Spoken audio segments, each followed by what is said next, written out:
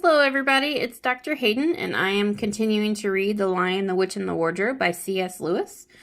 Miss Hughes is here to interpret for us, so everybody say thank you to Miss Hughes. We are currently on Chapter 10. The spell begins to break. Now we must go back to Mr. and Mrs. Beaver, and the 3 other children. As soon as Mr. Beaver said, "There's no time to lose," everyone began bundling themselves into coats, except Miss Beaver, who started picking up sacks and laying them on the table and said, "Now, Mr. Beaver, just reach down that ham. There's a packet of tea, there's sugar, some matches, and if someone will get 2 or 3 loaves out of the crock over there in the corner." "What are you doing, Miss Beaver?" explained Susan.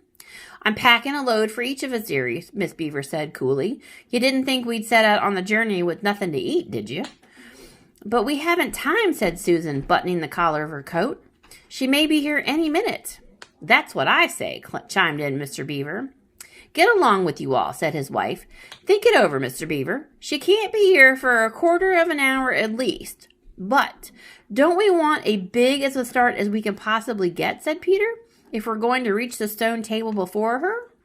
"You've got to remember that, Miss Beaver," said Susan. "As soon as she had looked in here and finds we're gone, she's off at top speed."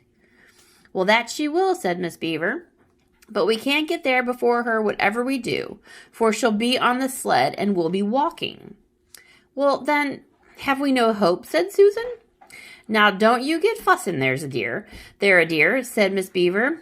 "But just get half a clean hand handkerchiefs over the drawer, because we've got a hope. We can't get there before her, but we can keep under cover and go by ways she won't expect, and perhaps we'll get through."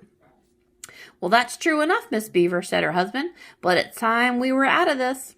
"And don't you start fussing either, Mr. Beaver," said his wife. "There, that's better.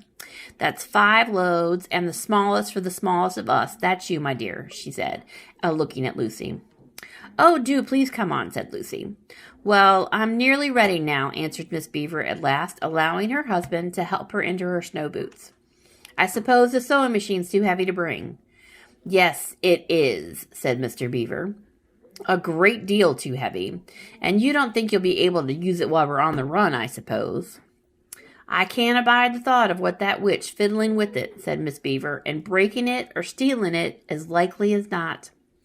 "Oh, please, please, please, do hurry," said the 3 children. And so at last they all got outside, and Mr. Beaver locked the door. "It'll delay her a bit," he said. And they set off, all carrying their loads over their shoulders. The snow had stopped, and the moon had come out when they began their journey. They went in single file. First Mr. Beaver, then Lucy, then Peter, then Susan, and Miss Beaver last of all. Mr. Beaver led them across the dam on the right bank of the river, and then along a very rough sort of path along the trees, right down by the river bank. The sides of the valley, shining in the moonlight, towered up far above them on either side.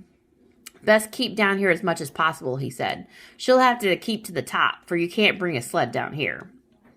It would have been a pretty enough scene to look at through a window from a comfortable armchair, or even as things were, Lucy enjoyed it at first.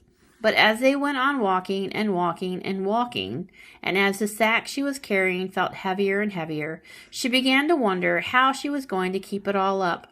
And she stopped, looking at the dazzling brightness of the frozen river with all its waterfalls of ice, and the white masses of the treetops, and the great glaring moon and the countless stars, could only watch the little short legs of Mr. Beaver going pad, pad, pad, pad through the snow in front of her, as if they were never going to stop.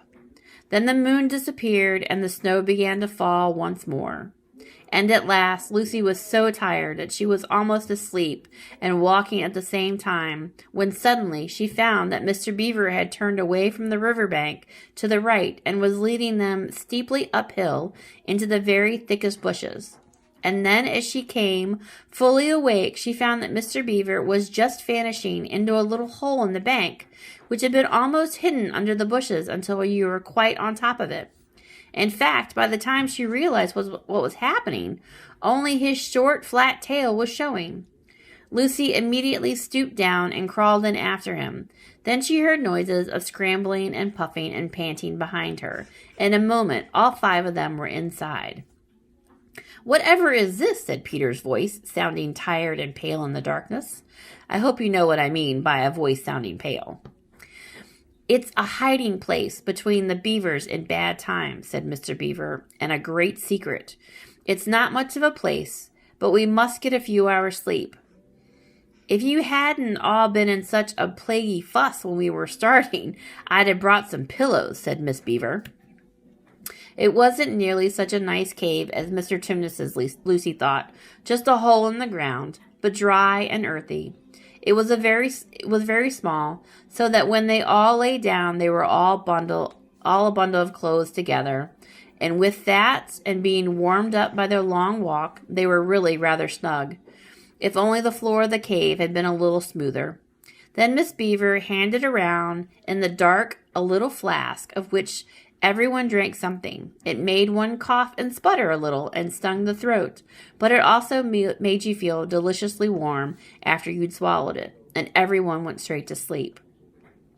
It seemed to Lucy only the next minute, really was hours and hours later, when she woke up feeling a little cold and dreadfully stiff and thinking how she would like a hot bath. Then she felt a set of long whiskers tickling her cheek and saw the cold daylight coming in through the mouth of the cave. But immediately after that, she was very wide awake indeed, and so was everyone else. In fact, they were all sitting up with their mouths and eyes wide open, listening to a sound which was the very sound they'd all been thinking of, and sometimes imagined they'd heard during their walk last night. It was the sound of jingle bells. Mr. Beaver was out of the cave like a flash the moment he heard it. Perhaps you think, as Lucy, that for a moment that this was a very silly thing to do. But it was really a very sensible one. He knew he would scramble to the top of the bank along the bushes and brambles without being seen, and he wanted above all things to see which way the witch's sled went. The others all sat in the cave waiting and wondering. They waited nearly 5 minutes. Then they heard something that frightened them very much. They heard voices. "Oh," thought Lucy, "he's been seen. She's caught him." Oh, great was their surprise when a little later they heard Mr. Beaver's voice calling to them from just outside the cave. "It's all right," he shouted. "Come out. Miss Beaver, come out. Son and daughters of Adam, it's all right. It isn't her." This was bad grammar, of course, but this was how beavers talk when they are excited. I mean, in Narnia. In our world, they usually don't talk at all. So Miss Beaver and the children came bundling out of the cave, all blinking in the daylight, and with earth all over, and looking very frosty, and unbrushed, and uncombed, and with the sleep in their eyes. "Come on," said Mr. Beaver, who was almost dancing with delight. "Come and see! This is the nasty knock for the witch. It looks as if her power is already crumbling." "What do you mean, Mr. Beaver?" panted Peter, as they all scrambled up the steep bank of the valley together. "Didn't I tell you," answered Mr. Beaver, "that she'd made it always winter and never Christmas? Didn't I tell you? Well, just come and see." And then they were all on top and did see. It was a sled, and it was reindeer with bells on their harnesses. But they were far bigger than the witch's reindeer, and they were not white, but brown. And on the sled sat a person whom everyone knew the moment they set eyes on him.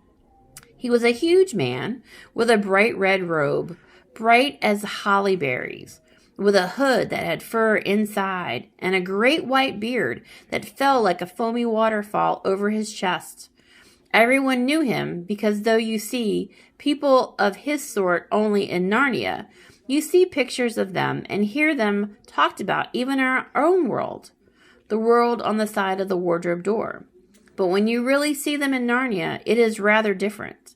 Some of the pictures of Father Christmas in our world make him look only funny and jolly. But now that the children actually stood looking at him, they didn't find it quite like that. He was so big and so glad and so real that they were all quite still. They felt very glad, but also solemn. "I've come at last," he said. "She has kept me out for a long time, but I have got in at last. Aslan is on the move. The witch's magic is weakening." And Lucy felt running through her like the deep shiver of gladness, which you only get if you are being solemn and still. "And now," said Father Christmas, "for your presents. This is a new and better sewing machine for you, Miss Beaver. I will drop it in your house as I pass." "If you please, sir," said Miss Beaver, making a curtsy. "It's locked up." "Locks and bolts make no difference to me," said Father Christmas. "And as for you, Mr. Beaver, when you get home, you will find your dam finished and mended and all the leaks stopped and a new sluice gate fitted." Mr. Beaver was so pleased that he opened his mouth very wide and then found he couldn't say anything at all. "Peter, Adam's son," said Father Christmas. "Here, sir," said Peter. "These are your presents," was the answer. "And they are tools, not toys. I'm sorry. The time to use them is perhaps near at hand. Bear them well." With these words, he handed Peter a shield and a sword. The shield was the color of silver, and across it there was a ramped red lion, as bright as a ripe strawberry at the moment when you picked it. The hilt of the sword was of gold, and it had a sheath and a sword belt and everything it needed, and it was just the right size and weight for Peter to use. Peter was silent and solemn as he received these gifts, for he felt they were a very serious kind of present.